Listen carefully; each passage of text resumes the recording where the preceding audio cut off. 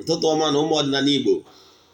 A sị nkachi tata bụ nkwọkọtara anyị ihe ọma ma kwọpụrụ anyị ihe ọjọọ. Anyị ga-ejere obodo na-ara obodo, onye chụba anyị ya daa, onye fụrụ anyị cheta nwa ya nwụrụ anwụ, ọzọ ya anwụ. Ise aka m bụkwa onye nke gị, Ogbuefi EZE-ANA Ugochi tubelu oraifite. Abụ m onye isi nchụaja na Ugochi tubelu ọdịnala temple. Anyị na-agba afa miri emi, lụkwazị ọrụ mmụọ dị iche iche. Abụkwazị m onye isi nchụaja na ọdịnala restoration prayer ministry. Bụrụkwazị onye mgbasa ozi ọdịnala Igbo. My mission is to help people live better life. Ọkwa m nwere n'ụbọchị taa bụ ichetakwa ọha na eze na ịchụ aja nke monthly ritual nke ọnwa Febụwarị na-ebido na Febụwarị 6. So ọ bụrụ na ị chọrọ isonye na ya bụ aja ritual anwa, isendịalụ m meseji na WhatsApp na ị chọrọ isonye. Then ka m gwazie gị etu ị ga-esi wee sonye, etu ị ga-esi wee sendịrị anyị prayer request gị. Ka bụ ihe kwesịrị ịma. Nke ọzọzi bụ Ugochi tubelu na temple ịgba afa anyị na-akwụ ụgwọ, mana counseling anyị na-eme ụbọchị ụka bụ for free. So ịchọ isonye na ya, ịmana ị ga-achat m bukuo date with me. Chọrọ nka mmadụ dị too much ndị me nwere ike ipewu attention to on any day. Now, isiokwu nke ụbọchị taa, ejegoro m na temple jee gọọ ọfọ maka ntị ndị enyi m niile, all my children all over the world. Ndị niile ihe anyị na-eme na amasị, ndị na-agba ha na-eche onyonyo anyị atụsara ya ndị ọzọ, a sị na ọmaka ga-emere ụnụ. Enyi m eko ya ga-ebịa n'ụbọchị taata bụ isiokwu anyị n'ụbọchị taa bụ concluding part Igbo spirituality part 3. Ọ na part 3 a ka anyị ga-achịkọta n'isi njedebe. Na last video anyị melụ, anyị kọwara ndị mmadụ ihe omenala bụ, mana taa anyị ga-akọwaziri gịnị bụ ọdịnala. Wee kwuo na ọdịnala bụ a movement n'ụzọ ndị si ebi ndụ. And gịnị bụ ụzọ ndị si ebi ndụ bụ the commandment of the Most High, Chukwu Okike. The commandment of the Almighty Father remains one. Yes, in every religion, it remains one. So, maka na ha niile bụ ofu, o nwere any religion known on earth may encourage ka mmadụ na-eme mpụ n'ọtọnọ. Kama na mgbe ụfọdụ nweziri ike interpretation of the followers ebidozie etinyebe ụkwụ na aka. Ndị mmadụ enwezi lakụna, ndị mmadụ ebidozie si ụzọ dị etu a wee na-emezi mpụ n'ọtọnọ n'aha onye nwe anyị Chukwu Okike. Chukwu Okike does not commit a murder in any way. Chukwu Okike does not support murder in any way. Gịnị bụ ọdịnala? Ọdịnala bụ ụzọ ndị si ebi ndụ, etu ndị Igbo si ebi ndụ. And ya bụ ọdịnala come across every town is uniform.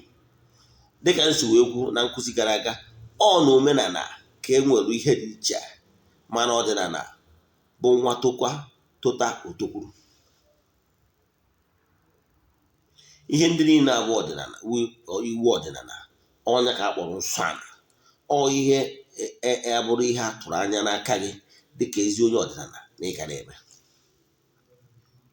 Taa, dịka ndị ma nkụzi mma esi na nkụzi ndị ụka ọbịa ịma wee kọwaziere gị ihe ị kwesịrị ịma n'ọdịnala. Maka na a na-esi n'ihe mmadụ ma wee maara ya atụ ihe ọ maghị. Na 1885, ndị ụka anyarị bịara n'ala Igbo wee turn everything upside down. Therefore, ọtụtụ ụmụazị Igbo amarụkwụzi ntọala n'ọdịnala Igbo.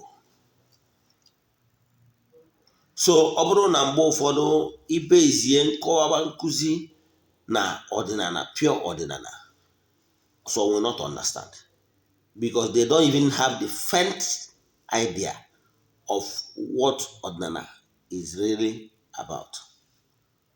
And some of them are one of the guys who for any trace of ọdịnala in their various homes. Therefore, ị na-amara ya atụ n'ihe gbasara ọdịnala, ọ ka mma na iji ihe mmadụ ma wee mara ya atụ, maka na asị na a na-egosi nwata aka awọ n'ikpe okwute a na-emetụrụ ya aka maka na awọ na okwute yiri. Ị ghọtara ya? So n'ụbọchị taa anyị chọrọ ịkọwa gbasara iwu nke akọnuche. Iwu nke akọnuche a bụ iwu Chukwu Okike, the natural laws that governs the universe. Okpukpere ọbụla nwere ka Chukwu Okike na ntanjelu nke Chukwu ji wee communicate ya, gwa ha the do's and don'ts. Before ndị ụka ọbịa abịa, ịka njọ ajụjụ, Ichukwu onwe gị kere ihe kpatalụ na iweta iwu ọdịnala, ihe niile abụ nsọ ana na ọdịnala, analyze ya ha one after the other. Iweta the 10 commandments written na akwụkwọ ndị ụka ọbịa, ifuno one and one, side by side, not the same thing. Echefukwana na iwu, the 10 commandments is the commandment of the Almighty God, how human beings should live. And chetakwa na ọ bụrụ Christianity ndị ụka anyarị na ọ bụrụ ha nwe the 10 commandments. Ị ghọtara ya?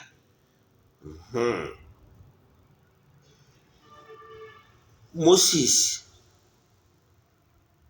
is not onye ụka ọbịa. He practiced natural laws. He worshiped Almighty Father directly. Na-enweghị onye ọ ga-abụ isi ịyọ n'aha ya. Because during the era of Moses, during the BC, nothing like Okobia. After death of Christ, according to that allegorical story, because I cannot say for sure, but according to allegorical story, we were told that Christianity was established the year 33 AD, according to dogmas of the church. Manan machi na what happened in the Old Testament account was natural laws. And that 10 commandments was given during that era of natural laws.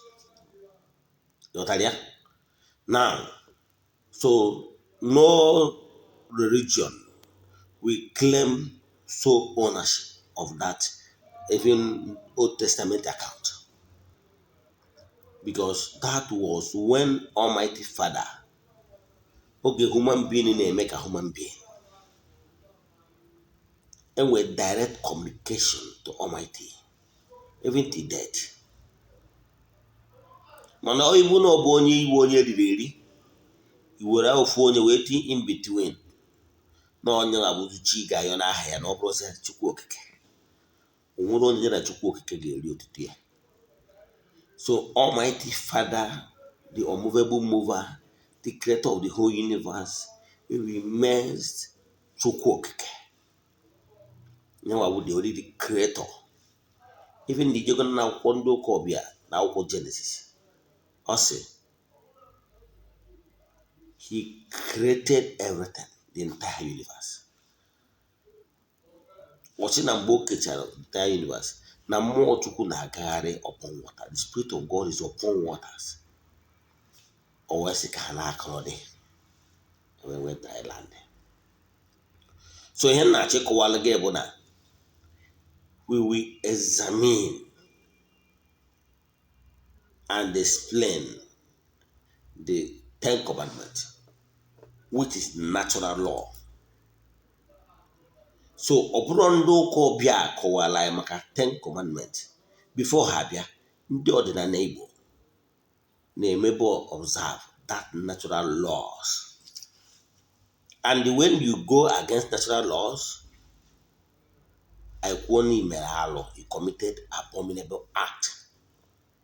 Imere alụ, imere nsọ ana. Ihe ana na-asọ nsọ. What is ana? Ana is nature, the mother earth.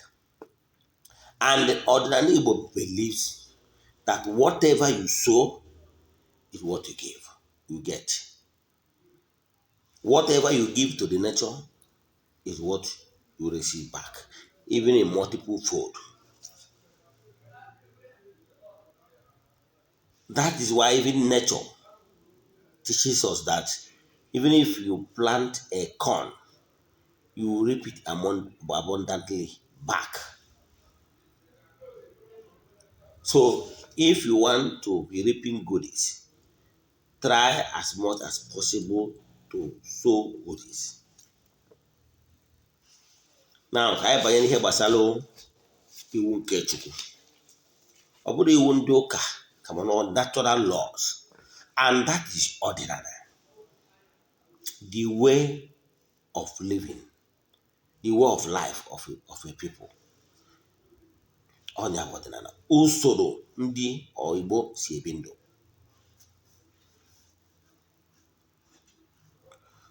Ka anyị jụọ na ajụjụ etu ndị ụka ọbịa si wee jụ ya, then anyị kọwazie n'etu ya esi ghọta ya. Asị iwu nke Chukwu nke mbụ, abụ m na Chukwu gị na-enwe na Chukwu ọzọ belụsọ m. Ihe a bụ ihe ọdịnala kwenyesịrị ike na ya, maka na ebe a ka onye dị, ebe a ka obi ya na-adị. N'ọsọ Chukwu okike kepụrụ ebe ihe niile, kpatara n'ọdịnala Igbo onye ebe ọnwụ na-ewetara ọjọọ ya sị Chukwu okike kepụrụ ime ihe niile, onye ike niile si n'aka ya bịa. Ekenecha Chukwu, ekene ndị enu, kene ndị ana, kene ndị anjelu nke Chukwu niile, kene ndị nna nna anyị ha, all the protocols observe, kpọpụcha ndị egere na ndị mbụ ha niile. Ihe niile awụ the principalities and powers, the entities of powers, down to elemental beings. So ọdịnala Igbo recognized na-enwere the unmovable mover, Chukwu okike nkike niile si n'aka ya bịa. Adị nọọsụ ya ka ha na-ekpere. Ndị ụka ọbịa ji wekwa anyị ndị ọgọ mmụọ. Akwụkwọ ndị ụka ọbịa wee jụọ gịnị bụ mmụọ? Na mmụọ bụ ife dị adị dị ndụ, na-enwere arụ, anaghị afụ anya maọbụ n'onu ya maọbụ metụ ya aka. Anyị nwabụrụzie ndị abụrụ ndị na-efe fada maọbụ ndị otu Kristi, na anyị bụ ndị na-eso ya bụ chi ahụ, chi nke ukwu ahụ. Anyị bụ ndị na-agụ ya bụ mmụọ ahụ, bụ mmụọ karịchara mmụọ. Wee kpọọ ndị ọdịnala ndị ọgọ mmụọ. Ghọtara ya? So anyị ka okweghị ghọta, in ọdịnala Igbo anyị anaghị efe elemental beings. We don't worship them. If you don't know, you know it today. We give reference, we give honor to whom honor is due. Ka mmadụ atụ, ife onye Awụsa ma ọ wee Yoruba, onye Yoruba example, o wee fụ nnukwu mmadụ ma ọ kabiyesi igwe ma ọ bụ any elderly person, they normally genuflect. You know, go Lagos ma Yoruba land, folk ha si genuflect to greet their elder. Does that mean none are worship the elder? No. It's a mark of respect. No nyakari. So when people come across deity, a higher entity of power, no one will be in That does not mean I will worship them. We give reference, honor to them because ha bụ ndị na-ejere Chukwu na mmadụ ozi. Ịghọtara ya? So mgbe ọbụla efuru enye reference to them, ma ọ na mmadụ batara ebe ọra mmụọ nọ, so ọra mmụọ ekelekwa m unu. That does not mean nọ na worship ha. We worship only the creator, Chukwu okike nke pụrụ ime ihe niile. Onye batara na-ekwubi okwu asị ndị mmadụ na na-ekwubi okwu n'aha Chukwu okike nke pụrụ ime ihe niile. What is important is what you have in mind. When you are before the oracle in respect or genuflection, you know that oracle is a representative. Na-ejere Chukwu na mmadụ ozi. Ọ nọ ka an ambassador. Onye batara na ya ambassador of a country, you give the person a respect because the respect the nation or the presenter. So that respect does not mean worship. In hierarchy of worship, there is what we call dulia, hyperdulia, and latria.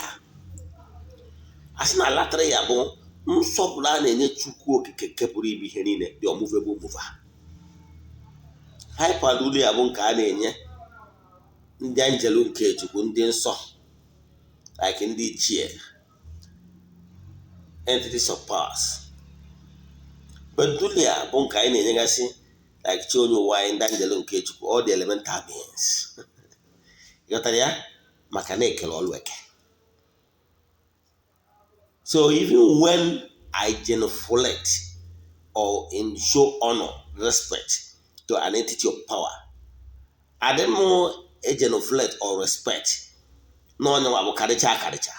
Maka na ama no angel nke Chukwu. So the nsọpụrụ na ihe ibu n'obi, that's what counts. So if you don't know it today. In ordinary Igbo, we don't worship the angel nke Chukwu. We don't worship them. Rather, we give respect. Ịmarụ dị iwe anwa etu ndị ụka si enye respect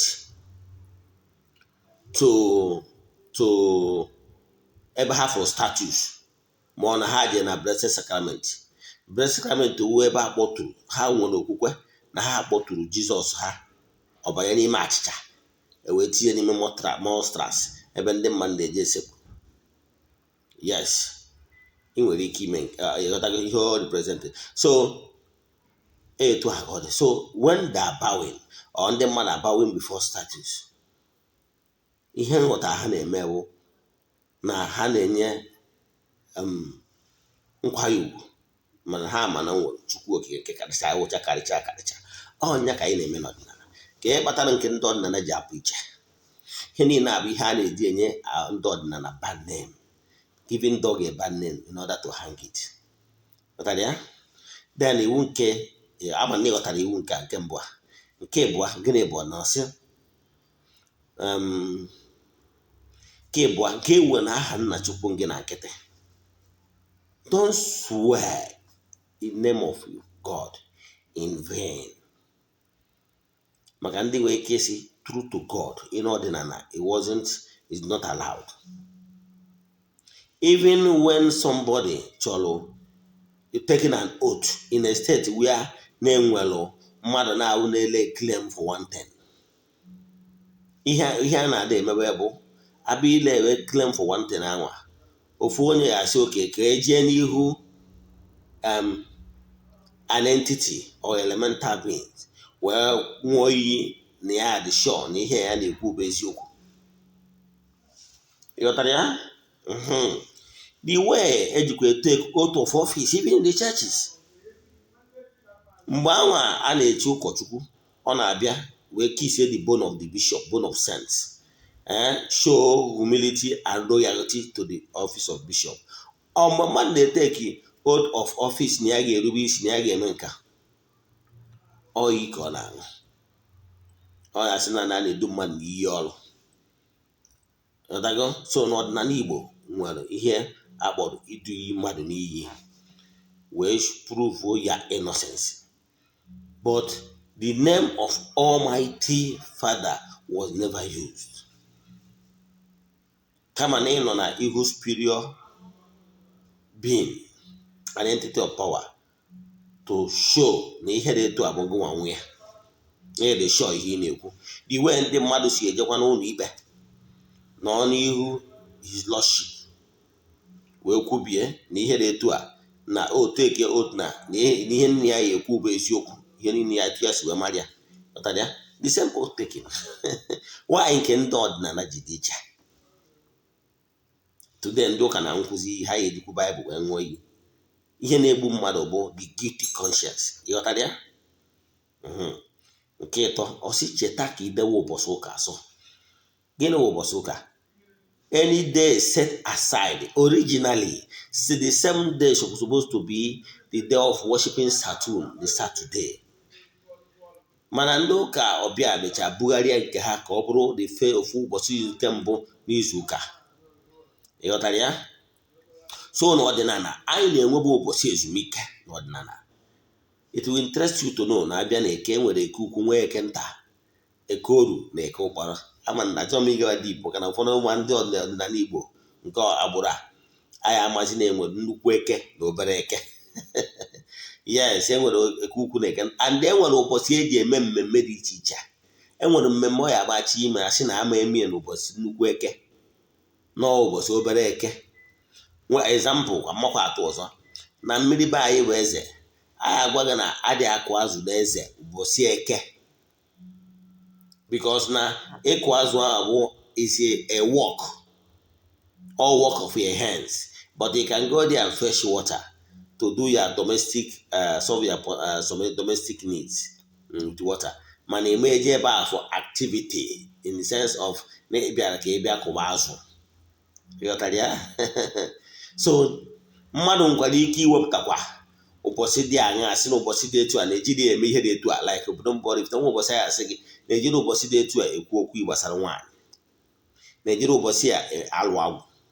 Ịghọtara ya? So na ndị Igbo na-asọbụ nsọ site na ihe ụbọchị ahụ na ọ bụ nnukwu eke ma ọ bụ nnukwu obere eke, and nnukwu afọ na obere afọ, and so on. So etu a ka afịa nọ n'izu si wee nwee nnukwu na obere, eke ụkpọrọ na eke oru. Ịghọtara ya? Nke nọ sị sọpụrụ nna gị na nne gị. N'ọdịnala Igbo, nwatakịrị cannot disobey his parents. Aja akparamagwa, our Igbo tradition, ọdịnala Igbo frown at that. Gị bụ nwatakịrị na ị ga-erubere nne na nna gị isi ka ndụ gị wee too ogologo. Ana m achọ iwetara gị ihe a na-akpọ n'ọdịnala. In every community na Igbo, every child is expected to respect his parents and elders. Ụka ndị mmadụ jebeta ụka ka respect ji wee na. Mgbe anyị dị n'ụmụazị, anyị nwere ike anyị na-eje stream ọ na anyị na-eje farm. Nwere ike izu elders di na nwunye na ha nwere ike nọrọ n'aka ọrụ n'ugbo, anyị kene ha nne ụmụnna o wee sị nwa m ka unu mere, anyị sị na anyị dị mma, ọ na-ana echu mmiri ma ọ na-ana eje ọrụ, anyị sị ọsị anyị nakwa gboo. O nwere ike mgbe ahụ ọjụzie nwa onye ka ewu esi ya na-egbu nwa onye dị etu a. Oge respect dị, oge ezi dị n'ukwu ụkwa. But today, kedu ihe civilization mere anyị? Nwatakịrị fụzie ọ na-ene gị. Ya? Then nke ise, ọsị ga-ezu n'ori. N'ọdịnala Igbo, ime eje n'ọhịa je gburu ji mmadụ ma ọ gburu ede mmadụ, ihe ubi mmadụ, ma ọ ibi n'ebe mmadụ ma ọ nyere atụrụ ije were ya. Ọ nsọ ana. Ana m achọ ịkọwalụ the Igbo spirituality and morality. Nsọ ana. Nke isii, asị gaa yi n'ọyị. High moral standard. You are not expected to define somebody's daughter without doing the needful. ọgwụ civilization wetara mpịtọ. Taa ndị mmadụ na-ejekwuji extra mile dị na nwanne ha. N'ọdịnala Igbo, Igbo spirituality is a taboo. Ịghọtara ya?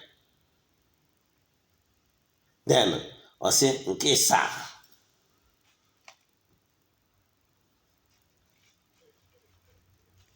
ọ sị nke isii, guy nọ, yes. Sorry, nke ise, ugo egbu n'ọchụ.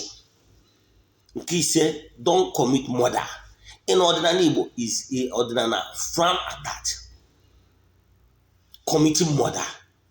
Do you know, I know some clan that ran away from their original position or land to another land. You know why? They are running away because of the after effect of murder. N'ọdịnala Igbo, or blood Igbo gwara na blood is thicker than water.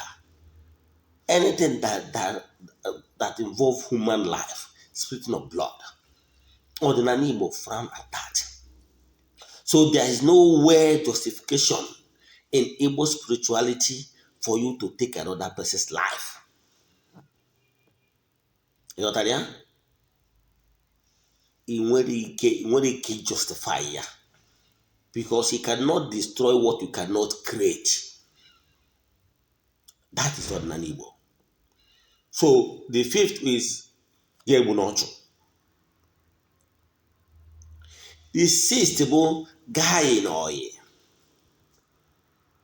Cannot be fornicating anyhow. I used to tell you that even my dad used to tell me during their time, even his sisters doesn't wear anything like bra. It's just opoko kind of inugu. Yet nobody will think about misbehaving or fornicating. That time, being a virgin is a thing of honor. But kedu ihe civilization mere anyị, kedu ihe ndị ụka ọbịa mere anyị, ha wetara anyị na n'iyi. Kịtazi onye nwata nwaanyị wụzi virgin ọ dịka ọ na-akụ na bandị azụ, ọ bụrụ a thing of honor.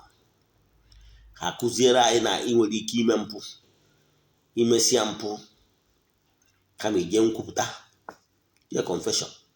Man ọdịnala Igbo does not permit that. You may misbehave. It cannot be jumping, because ordinarily believe in sanctity and holiness. Do you know that fornicating and having sex is a spiritual activity? Do you know? Do you know that some people that are suffering today is as a result of changing negative radiations? Do you know? Yes. Imano nwere nwaanyị ma ọ nwoke gị na ya ga-have access today. Nke gị ome. Because the radiation both of you exchanging during the activity might be contrary to each other. There is no harmony. And whenever you introduce this harmony in your chain, in the chain of life around you, you are already into trouble. Do you get? So you make sure that you don't jump in changing radiation anyhow, because that is your spiritual strength. You use your strength wisely for your own good. Some problem they are facing today because the house was open and Siaboki, they exchange negative radiation that is destroying their life as today. So in Igbo spirituality frown at that. Itolu ụlọ na Igbo, itolu ogo ịnụ nwaanyị agụbago gị. Ịgwa nne na nna gị. He check your mental stability at that point in time. Ọ bụrụ na irugo gị ịnụ nwaanyị, akwado gị. Ịnụọ nwaanyị. Mana ị na-eme piom, it's not allowed. Because all this is one of the things that is causing problem. Even in the man. So even adị ekwuzi okwu nwezi one stable partner. No, we have gone further from jumping, thinking that we are enjoying life. But what are you doing? You are compounding your problems. And when problems start, you're beginning to blame people around you. You begin to blame the many that they are the one responsible for your problem, but they are the cause of your problem. Do you know why people jump into churches? As the uka the fair. You word in an we will kakonuche. You whatever you sow is what you reap. So people don't want to be judged by ordinary spirituality. That's why they run to the church. Forgetting that when you are running to the church, it's like you are keeping your burden for tomorrow. So you got again kisa gezunori. Don't use forcefully to collect what is not yours. Always bargain. Inordinate. Before you take whatever that is done, bargain with the person. If the person permits you, fine. If the person says no, you must have the intellectual exchange with the person and let the person out of his or her own free will take this. If not, in adi word in ana. They are not keeping to the Igbo spirituality. You go. Then H.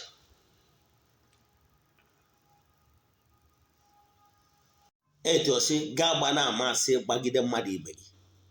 Do not bear falsehood testimony against somebody. In ordinary,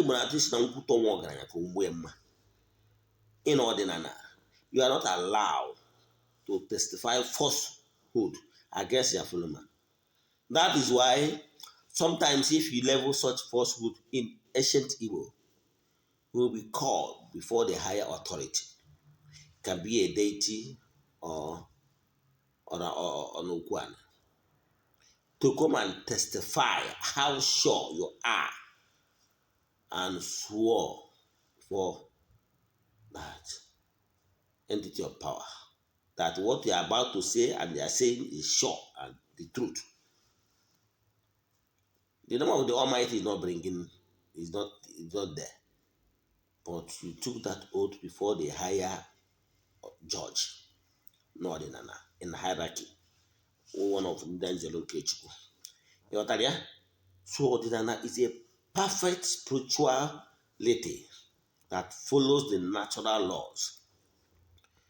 In ordinana, you are not expected to bear falsehood witness against your fellow man because there is severe consequence. So ordinana spirituality, Igbo spirituality is a spirituality that is embedded in natural laws. One came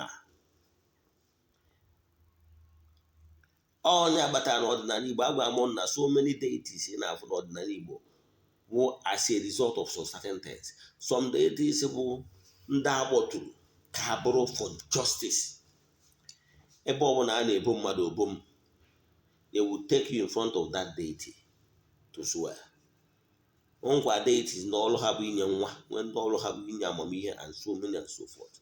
So depend the intention of the elders of that particular town nke ha kpọtụrụ. Maka na agwa na ndị niile a na-akpọtụ ndị anjelu nke Chukwu nọ in spiritual realm, then ha amazi nke a chọrọ akpọtụ wee mee install ọ bụrụ okwu mmụọ. 9. Ọ sị ga-enwe na anya ukwu n'ebe nwunye mmadụ ibe gị nọ. Ọdịnala Igbo frown at inwe anya ukwu, jealous, on envy against a wife of your fellow man. Ifuru nwunye onye ọzọ nke ị nwere eji ozi gị afọ na nwunye onye ọzọ, nwunye nke ahụ that is belong to a fellow man, ọ nke go karịchara gị. You cannot even think of this if you are not envy or jealous of that particular man. Inwe ike na-asị nwunye onye a na-agị nnekọ na-esi nnukwu na ihe John na-eri. Inwe egori ya anya ukwu. Therefore, a plan gbazie etu ị ga-esi wee mindset nwunye ya, etu ị ga-esi gbado nwunye wee saa nwunye isi wee gwa nwunye why o ji wee bụrụ na ọgụ nwa ka o deserve instead of there. Mgbe ahụ ị plan ọgụ ihe ọjọọ nke bụ na ọ bụrụ na ịfụ msi ị ga-enye di ya. Any man ọbụla afụrụ nwunye mmadụ ịma di ya ịma na ọnụ di ị na-alọ ngụzi na nwaanyị awụkwanye nwaanyị kachasị mma na ụdị nwaanyị a na paasị ya adọrọzi na agbọghọbịa. Ịbụ onye obi ọjọọ ọ na n'Igbo frown at that. Nwunye ijekwa nwunye mmadụ alụ. Ana m ekwu na-ekwusi ike dị oruche Igbo ịbụrụ onye ọdịnala ma ide asọ nsọ alụ ịbụrụ onye ọdịnala because you must practice ọdịnala spirituality, Igbo spirituality for you to rise. This is a spiritual maturity from grass to grace. It's like schooling from kindergarten to mahadum. What it means that if you really want to develop spiritual consciousness, you must learn how to live a life worthy of emulation. You must learn how to abide yourself with Igbo spirituality. If not, what did he name? O nwere okwu mmadụ gwara m yesterday o wute m so much. Na o nwere nwata nwaanyị ọ dịka o nwere spiritual challenge. Yes, because etu o si gwa m bụ na parents ya kpọrọ ya kpọjee na nke efu onye dibịa ka o nyere ya aka solve spiritual problem. Maybe o nwere some spiritual issues. Parents ya wee kpọjezie nwa ha ebe ahụ. Then onye dibịa akpọjeziri ka onye anya wee ka ọ na-enyere nwa ha aka wee solve that spiritual problem. The lady na-agwa m na ya anọghị ebe ahụ around about a month. That dibia now is asking the lady for sex. What a taboo. Gị nwa nkịta na-ata ụgbọ n'olu. Nwatakịrị akpọtalụ agbọghọbịa mmadụ akpọtalụ in your own custody want to sleep with him, with her. You are evil.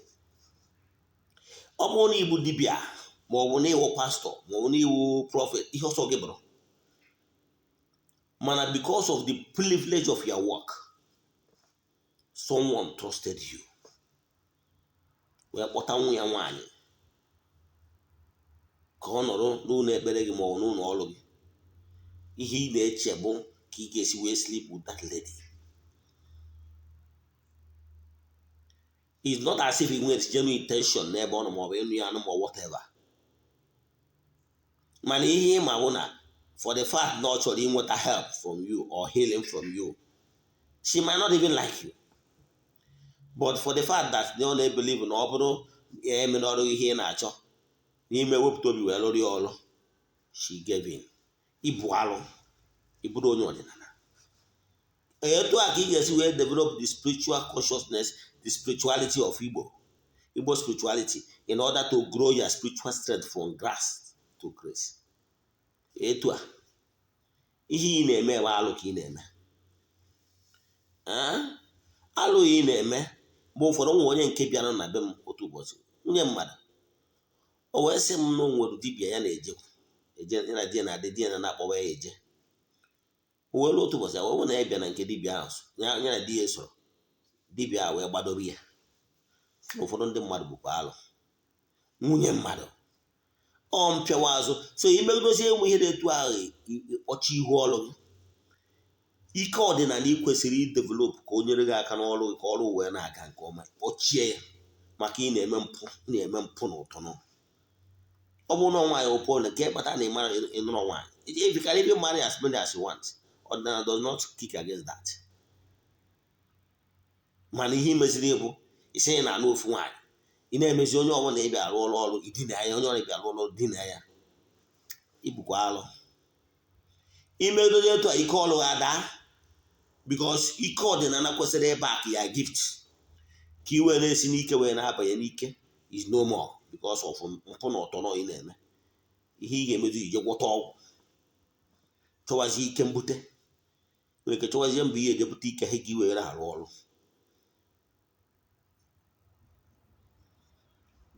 And ike mbute will not take you far. Yes. So ịwụ na ịbụ onye ọdịnala ịchọọ ịdị ndụ tọọ atọ, wepụ aka maka na mgbe ọbụla ka ngwa what will happen to you. Ihe Chukwu Okike ji wee siga emenya mgbe ọbụla you infringing upon another person's right iji maka na ị nọ n'ọnọdụ dị elu wee na-suppress another person to give in because na nwere choice. Ụbọchị ọbụla nya bụ onye realized the humiliation imere ya wee realize ya who he is or she is. Ka ndị na-ekwu maka dibịa nwoke, ka ndị na-ekwu maka dibịa nwaanyị, maka na ọnwụkwa ndị na-ekwu na ụfọdụ ndị eze nwaanyị na-ahara asịkwu ha. Yes, ụfọdụ ndị pastọ nwaanyị na-ahara asịkwu ịbịakọtazi ekpe otu mgbọtụ oje ka okolobi gị.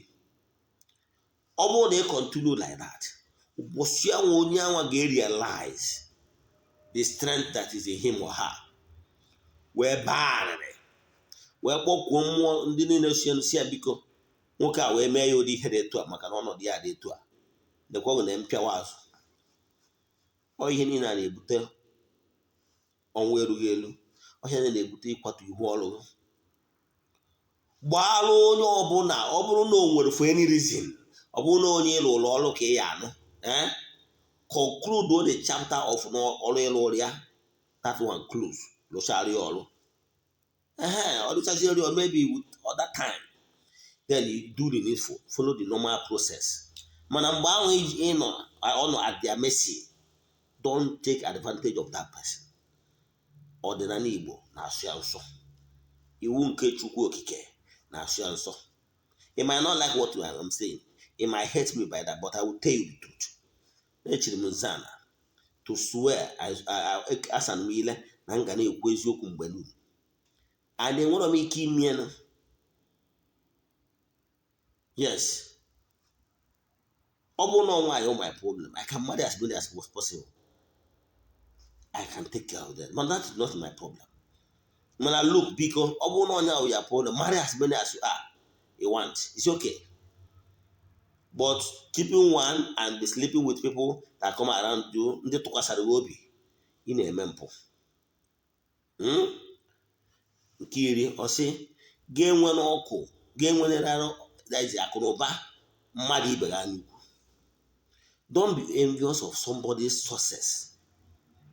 Ọdịnala Igbo machiri amachi. Ọdịnala Igbo na-asụ ya nsọ. Ife onye ihe ọma mere nwa aṅụrị na ihe ọma mere ya ka ihe ọma wee mere gị. Mana mgbe e furu ka ihe ọma na-emere mmadụ, o nwere ihe ọmụrụ ị nwere ike ikwunu n'ụwa anyị nọ na ya kịta bụ onye ọbụla nwere ego bụ onye ọgwụ ego. Ụwa anyị nọ n'ime kịta does not even appreciate na mmadụ nwere ike ịkpata ihe ọma rijuo afọ n'ike aka ya legitimately. Or to tell you the level we are in now. Mana whatever, you are not permitted to judge any human. Allow Chukwu Okike and laws of nature, the forces of nature to judge the person. Don't judge. I want to call Biaguna. Don't judge so that you will not be judged. I take Matthew 7:7. Maka na ihe ọmụna ije tụrụ mmadụ ka a ga-eji wee tụrụ gị. Ịghọtara ya? Ọdịnala Igbo, don't be very jealous of akụrụba mmadụ ibe gị. Esekwana na ihe mmadụ a na-ewu ya anya ọkụ chọba ihe ị ga-eme onye ahụ ka iwe gbasa akụrụba ya, ịbụ onye ọjọọ. Igbo spirituality is not for you. Igbo spirituality encourages egbebelu ugobelu. Ife ihe ọma mere nwanne gị nwee aṅụrị ka nke gị wee ruo oru gị. Ọ ihe Igbo gọrọ, ihe Igbo na-ekwu n'okwu. So mgbe ọbụla ọ bụrụ na ị chọrọ iguzo grow from Igbo spirituality, wepụ aka n'inwe ntaji anya n'ihe ọbụla bụ nke onye ọzọ, kama o si ike yọọ ayịyọ. Ịghọtara ya? ụmụ Igbo nata n'ọdịnala ọdịnala bụ ụzọ ndụ. Igbo spirituality brings high moral standard, and that is why I'm so angry with ndị anyarị. That is what they destroyed. Because mgbe a na-agwago ndị Igbo na-asọ nsọ anị, to shame to some people. I remember when I was in India, the year 2003. I followed my friends to their temples. And what they came knock at, by that time, phone was very expensive. You can forget your phone in the temple, go home and remember it, and come back, see, pick your phone. But no better in a kita one in the mania. Drop all your phone, need you not already. No one day in a can in a phone, I move away. You got a Jen a chap at the phone will make one and a move the phone. Or to go see the level of moral bastardization in this era. Everybody chọrọ iso ndị ụka anyarị maka na no emecha eze agbapụta gị ṅụrịa agbapụta gị ṅụrịa say hallelujah amen, we say thank you Jesus, thank you my Lord. Na wipe ọ na gị njọ onye gwara gị ma ọ bụ na ijere convention asị ukpe nna ya n'eluigwe ekene nna ya n'eluigwe ugboro iri ekene mmadụ ugboro iri jee mọdụ masị one day mee na afa na agba na ọsọ kọrọ aka ịgbanye elu na-agba arụgo mmehie onye gwara gị. Ị mara onye imebiri ihe reward na jekwa onye anwa si ya nwanne m emejọrọ gị gbaghara m. Ọ kasị mma na ije yọọ n'obi ọma onye aghara ịgbagharịzi gị, mana iwu chiriri gị ị ga-emeri restitution wochigha ihe imere. Onwe onye iji anị ya yes gị onye na-emanya yes onwe nwanne nwoke iji anị ya n'azụ kpọchigha ya nyochigha ya anị ya ma nnekwa na mpịawa azụ. Onwe onye zọdọrọ okwu na onwere ihe ọ ga-eme nwa mgbe nta ụbọchị ahụ onye a realize who he or she is wee kpọkuo ndị ana wee yọọ ana were ọjị wee gwa ndị ana si ha jee gbara ya ọgụ ịnagụkwa. Yes, o nwere ozi bịara kịta. O nwere mmadụ na-abụ na-akụ ọta na-anarụ ha ana ha. Onye anarụ ha ana ọ kịta na-egwu okwu a ka ozi a bịara.